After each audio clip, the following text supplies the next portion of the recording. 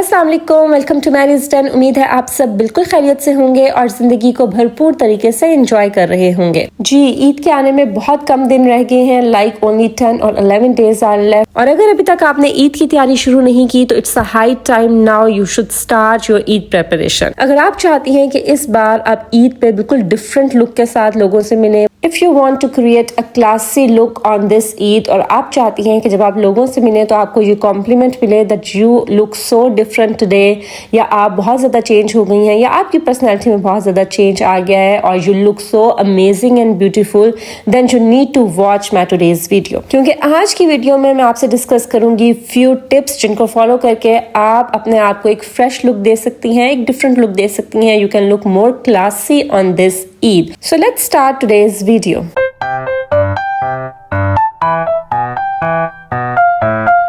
If you want कि आपकी whole personality ही elegant लगे और आप एक क्लासी लुक चाहती हैं, you want to look rich and classy, then you need to focus on the minute details. आपको माइन्यूट डिटेल्स पर काम करना होगा, ठीक है, बिकॉज यही छोटी छोटी डिटेल्स होती हैं जो मिलकर आपकी होल पर्सनैलिटी या आपका पर्सोना क्रिएट करती हैं। सो इस ईद पर सबसे पहली चीज जिस पर आपने अभी से काम करना शुरू करना है ताकि आपकी एक क्लासी लुक हो, आपकी एक एलिगेंट पर्सनैलिटी दिखे, वो है जी आपकी ग्रूमिंग। सबसे पहले तो आप अपनी ग्रूमिंग पे काम करना शुरू कर दें और अभी से करना शुरू कर दें, बिकॉज इट्स हाई टाइम और अभी भी दिन है। आप अभी भी अपनी ग्रूमिंग के ऊपर काम कर सकती हैं अगर अभी तक आपने स्टार्ट नहीं किया। देखिए, grooming relates to the cleaning of your body. अगर आपकी बॉडी ही साफ सुथरी नहीं है तो ऊपर से आप जितने अच्छे मर्जी कपड़े पहन लें, जितने अच्छे आप एक्सेसरीज पहन लें या जितने अच्छे बाल बना लें, अगर आपकी बॉडी अंदर से ही साफ सुथरी नहीं है तो आपकी कभी भी अच्छी लुक नहीं आ सकती। सो start working on your grooming. इसमें आपने अपने बालों की केयर अभी से करना स्टार्ट कर दें ताकि ईद के दिन आपके बाल अच्छे वॉल्यूम के साथ दिखें, अच्छी शाइन आए उनमें और फ्रेश लुक आए। इसके साथ साथ आप अपनी बॉडी हेयर के ऊपर काम कीजिए, उनको रिमूव कीजिए। Whatever procedure you follow, आप जो भी प्रोसीजर फॉलो करती हैं to remove your body hair, वो आप फॉलो कीजिए, इनको रिमूव कीजिए। इसके अलावा अपने हाथ पाँव के ऊपर फोकस कीजिए। अगर आपके पाँव की एड़ियाँ फटी हुई हैं तो अभी से उनके ऊपर काम करना शुरू कीजिए। रात को सोने से पहले वैसलीन लगा लीजिए और उसके ऊपर कॉटन की सॉक्स पहनकर सोए। यकीन करें 2 to 3 डेज में आपकी फटी हुई एड़ियाँ जो है वो साफ सुथरी हो जाएंगी। So start working on that as well. इसके अलावा डेली कोई ना कोई मास्क अप्लाई कर लिया कीजिए, अपनी फेस की स्क्रबिंग कर लिया कीजिए। वंस इन अ वीक आप स्क्रबिंग कर लें। मास्क आप डेली अप्लाई कर सकते हैं। बहुत DIY मास्क हैं, like you can make simply at home. आप बहुत सी आपके घर में जो अवेलेबल चीज़ें हैं उनकी मदद से आप बहुत से ऐसे मास्क हैं, आप यूट्यूब सर्च कीजिए, आपको बहुत से ऐसे मास्क मिल जाएंगे जो कि आप आराम से घर में अवेलेबल चीज़ों से बना सकती हैं और उनको अपने फेस पर अप्लाई कर सकती हैं, ठीक है। तो अच्छा सा फेस मास्क अप्लाई करना शुरू कर दीजिए सो दैट ईद के दिन आपकी स्किन बहुत फ्रेश लगे और ग्लो करे। सो start working on your grooming now. अभी से आप काम करना शुरू करेंगी तो आपको ईद के दिन रिजल्ट्स मिलेंगे। ग्रूमिंग से रिलेटेड आपको मेरे चैनल पर भी वीडियोज मिल जाएंगी। If you don't know from where to start, तो आपको मेरी वीडियो से काफी हेल्प मिल जाएगी। चलें जी, next move on to the next point. Grooming के बाद नेक्स्ट चीज इस पर आपने फोकस करना है वो है जी आपके बाल। अपने बालों का स्टाइल चेंज कीजिए। कैसे कर सकते हैं? अच्छी सी कटिंग करवा लीजिए। जब आप कोई नया हेयर कट करवाते हैं तो उससे आपकी एकदम से लुक जो है वो चेंज हो जाती है, फ्रेश लुक आपकी दिखती है, ठीक है। अगर आपके लंबे बाल हैं, आप कटिंग नहीं भी करवाना चाह रही हैं तो हल्की सी लेयर्स उनको दे दीजिए, ठीक है, उससे भी एक फ्रेश लुक आ जाती है। इसके अलावा अगर आप हेयर कलर अप्लाई करती हैं तो इस बार अपने जो बालों का कलर है वो चेंज कर लीजिए, ठीक है। इसके अलावा अपना हेयर स्टाइल भी चेंज कीजिए। अगर आप नॉर्मल लाइफ में साइड से मांग निकालती हैं तो ईद पर इस बार दरमियान से आप मांग निकाल लीजिए। अगर आप जो है वो मांग नहीं निकालना चाहती हैं, बिल्कुल स्ट्रेट स्लीक हेयर बना सकती हैं, ठीक है। अगर आपके ज़्यादातर आपके बाल स्ट्रेट आप करती हैं तो इस बार आप अपनी बाउंसी लुक थोड़ा दें, बालों को थोड़े से कर्ल्स बना दीजिए। अगर आप कर्ली लुक देती हैं इस बार स्ट्रेट कर लीजिए। सो इस तरह से ना थोड़ी सी डिफरेंट लुक क्रिएट कीजिए थ्रू योर हेयर, बिकॉज जब आप हेयर स्टाइल अपना चेंज करती हैं तो ऑटोमेटिकली आपकी पर्सनैलिटी चेंज दिखती है और जरा फ्रेश लुक आ जाती है। So focus on your hair style as well. चलें जी, next point is mindful dressing. अब आपने आ जाना है जी अपने कपड़ों के ऊपर, क्योंकि सबसे पहले आपकी बॉडी की सफाई जरूरी है, उसके बाद आपके बाल दिखते हैं, then we will talk about your dressing. आपने ईद पर बहुत माइंडफुल ड्रेसिंग करनी है। Don't go for the trend if it doesn't suit you. कोई भी ऐसा ट्रेंड फॉलो ना करें जो कि आपको सूट नहीं करता, पता और आप सिर्फ इसलिए फॉलो कर रही हैं बिकॉज वो फैशन में है। जैसे फॉर एग्जांपल आजकल फर्शी शलवार बहुत ज़्यादा ट्रेंड में आ गई है, ठीक, और हर कोई चाह रहा है कि वो इस ईद पर फर्शी शलवार पहने। बट इससे रिलेटेड मैंने मारिया बी की एक वीडियो देखी थी and I totally agree with her कि फर्शी शलवार सबके लिए नहीं है। अगर वो आपको सूट नहीं करती तो आपने नहीं बनवानी है। Don't follow any fashion style only because it is a trend, ठीक है। आप ये देखें कि आपको क्या सूट करता है। जैसे मैं अगर अपनी बात करूं तो मैं इस ईद पर मैं फर्शी शलवार नहीं पहन रही क्योंकि आई पर्सनली फील कि मुझे long shirt with cigarette pants या क्यूलॉट्स मुझे वो ज़्यादा सूट करते हैं एज़ कम्पेयर टू फर्शी शलवार, क्योंकि मेरा लोअर बॉडी थोड़ा सा जो है वो हैवी है। सो आई प्रेफर कि मैं स्ट्रेट शर्ट पहनूँ विद स्ट्रेट पैंट्स या क्यूलॉट्स बजाय इसके कि मैं शॉर्ट शर्ट पहनूँ विद फर्शी शलवार, ठीक है। सो आप कोई भी जब भी आप ड्रेस अपना ईद का लेंगी ना तो उस वक्त आपने ये ज़रूर माइंड में रखना है कि आपने डिसेंट ड्रेस लेना है, वो ड्रेस लेना है जो आपको सूट करता है। अपना ड्रेस लेते हुए अपने वेट को माइंड में रखिए, अपनी हाइट को माइंड में रखिए। इसके अलावा कलर कौन सा आपके ऊपर सूट करता है उसको फॉलो कीजिए। देन आप मैरिड हैं या आप अनमैरिड हैं, इट ऑल्सो मैटर्स। अपनी एज को भी माइंड में रखिए before buying your Eid dress, ठीक है जी। सो ईद का ड्रेस बाय करते हुए बहुत आपने जो है ना सोच समझ कर अपना ईद का ड्रेस लेना है, वो लेना है जो कि आपको सूट करता है और वो जो कि आपकी पर्सनैलिटी के ऊपर 100% सूट करता है, ठीक है जी। ड्रेसिंग स्टाइल के ऊपर भी मैं एक डिटेल्ड वीडियो बना चुकी हूँ, आप उससे भी हेल्प ले सकते हैं। Then move on to the next point. उसके बाद जिस चीज़ पर आपने फोकस करना है ना वो है जी आपके शूज़, जिनको हम बहुत टाइम्स इग्नोर कर देते हैं और बस हम शूज़ ऐसे ही पहन लेते हैं, ठीक है। शूज़ के ऊपर हम फोकस नहीं करते। हम बहुत ज़्यादा महंगे ड्रेसेस तो बाय कर लेते हैं बट शूज़ हम घर में जो हमारे पास ऑलरेडी अवेलेबल हैं उन्हीं के साथ मैच कर रहे होते हैं, या हम ये चाह रहे होते हैं कि शूज़ हमें कोई सस्ते से मिल जाए। आपने ऐसा नहीं करना। अगर आप ड्रेस अपना महंगा ले रही हैं, उस पर पैसे लगा रही हैं, तो थोड़े से पैसे आपने शूज़ पर भी लगा देने। बिकॉज मैं बहुत सी ऐसी लेडीज से मिलती हूँ जिनका ड्रेसिंग बहुत अच्छी उनकी ड्रेसिंग होती है और उनके कपड़े बहुत अच्छे उन्होंने पहने होते हैं, बट जैसे ही उनके पाँव की तरफ आओ तो उनके जूते उन्होंने सस्ते से पहने होते हैं और वो बहुत चीप लुक आ रही होती है।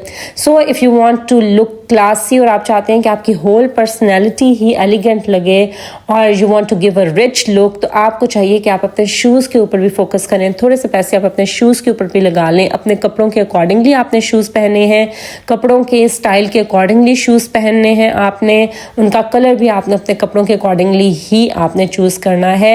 ऐसा नहीं करना कि आपने हर कपड़ों के कलर के साथ अपने ब्लैक कलर के शूज़ मैच कर लेने हैं, नो, ठीक है। आपने कंट्रास्टिंग कलर्स में जाएं तो वेल एंड गुड। आपके कपड़ों के ऊपर जिस कलर की एम्ब्रॉयडरी हुई हुई है उस कलर का आप शूज़ पहने। बिल्कुल जो है ना लाइक सेम कलर टोन में मत जाएं कि आपका ड्रेस का भी वही कलर है, आपके बैग का भी वही कलर है, same colour is of your shoes. नहीं, इस तरह से आपने नहीं करना। थोड़ा सा कंट्रास्टिंग में जाएं, ठीक है। आपके जो कपड़ों का डिज़ाइन है या स्टाइल है उसके अकॉर्डिंगली भी आपने शूज़ लेने हैं। Like if you are going for farshi shalwar तो उसके साथ खुस्सा भी सूट करता है। अगर आप हील्स पहनना चाह रही हैं तो उसके साथ ओपन हील्स भी सूट करती हैं और जो कोट शूज़ हैं वो भी हाई हील्स वाले वो भी सूट करते हैं। बट अगर आप चाहें कि आप उसके साथ वेजेस पहन लें तो अब बिग नो। इसी तरह से अगर आप क्यूलॉट्स पहन रही हैं, बेल बॉटम्स पहन रही हैं तो उनके साथ हील्स अच्छी लगती हैं। इसके अलावा शूज़ आपने जब ईद पर पहनने हैं तो साफ़ सुथरे पहनने हैं, साफ़ करके पहनने हैं। बहुत फोकस कीजिए कि आपके शूज़ ऊपर से तो साफ़ हैं लेकिन नीचे से अक्सर लोगों के शूज़ गंदे होते हैं और जब वो किसी भी गैदरिंग में टांग के ऊपर टांग रख के जब बैठे होते हैं उनके शूज़ नीचे से नज़र आ रहे होते हैं ना तो वो बहुत बुरे लग रहे होते हैं, गंदे शूज़, ठीक है। सो अपने शूज़ अगर ऊपर से साफ़ करें तो नीचे से भी अच्छे से साफ़ कीजिए। साफ़ सुथरे आपने शूज़ पहनने हैं और ऐसे शूज़ आपने नहीं पहनने जिनकी हालत थोड़ी सी ख़राब है, जिसमें हल्के से भी क्रैक्स पड़े हुए हैं या जिनकी हालत ख़राब है, ठीक है। So focus on your shoes as well if you want to look elegant. इसके बाद जी हम बात कर लेते हैं एक्सेसरीज़ की। एक्सेसरीज़ आपने ईद पर कैसी पहनी है? देखें, अगर तो आप कहीं आप गैदरिंग में इन्वाइटेड हैं, कोई आपकी ईद पार्टी है, आप वहाँ जा रही हैं तो आप जो ईयररिंग्स हैं वो थोड़े से आप हैवी किस्म के पहनेंगी अगर आपका ड्रेस हैवीली एम्ब्रॉयडर्ड नहीं है तो। अगर आपके ड्रेस में ही बहुत ज़्यादा एम्ब्रॉयडरी है और बहुत ज़्यादा एम्बेलिशमेंट हुई हुई है तो फिर आप जो अपनी एक्सेसरीज हैं उसको आप मिनिमल रखेंगी। आप बहुत हैवी किस्म के पेंडेंट्स नहीं पहनेंगे, बहुत हैवी किस्म की आप ईयररिंग्स नहीं पहनेंगी, ठीक है। ईद पे तो आई प्रेफर मिनिमल एक्सेसरीज क्योंकि ईद पर और शादी के फंक्शन में डिफरेंस होना चाहिए, ठीक है जी।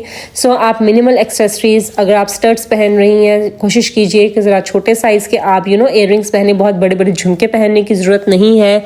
अगर आपका ट्रेडिशनल ड्रेस अगर आप पहन रही हैं लाइक गरारा या पिशवास वगैरह अंगरखा, तो उसके साथ आप छोटी झुमकी पहने बजाय इसके कि आप बहुत बड़े बड़े झुमके पहने। इसके अलावा रिंग्स, आप रिंग्स पर फोकस करें, रिंग्स अच्छी पहन लें। वॉच आपने मस्ट पहननी है। अगर आप अपनी एलिगेंट पर्सनैलिटी क्रिएट करना चाहती हैं ना, सो आप उसके लिए मस्ट है कि आपने वॉच पहननी है। ठीक है जी। सो वॉच अगर आप अभी तक नहीं पहनती, do wear it this Eid and feel the change in your personality. इसके अलावा आप एंकलेट पहन सकती हैं। एक पाँव पर एंकलेट बहुत अच्छा, बहुत डिसेंट लगता है। So focus on your accessories as well. और इस ईद में आपने डिफरेंट ये करना है कि आपने वॉच पहननी है। उसके बाद जी नेक्स्ट इंपॉर्टेंट पॉइंट जिस पर आपने फोकस करना है, दैट इज़ योर मेकअप। ठीक है, मेकअप आपने बहुत ज़्यादा नहीं कर लेना कि आपने हैवी बेस आपने इतनी लगा लिया है कि आपके फेस पे क्रैक्स पड़ना शुरू हो गए।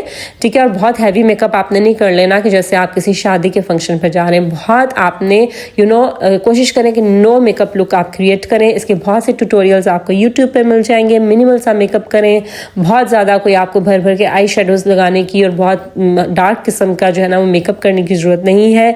मिनिमल मेकअप रखें, बिकॉज आई ऑलवेज से कि मेकअप के लिए लेस इज मोर। अगर आप बहुत सारी बेस लगा लेती हैं, बहुत ज़्यादा हाइलाइटर लगा लेती हैं, बहुत भर भर के आई शेडोज लगाते हैं, सो उससे आपकी बिल्कुल भी क्लासी लुक नहीं आती है, आपकी चीप लुक आती है। सो आप बहुत लाइट मेकअप रखें, लेकिन बहुत डिसेंट और एलिगेंट मेकअप आप कीजिए। उसके बाद जी next important thing to focus on is your nails.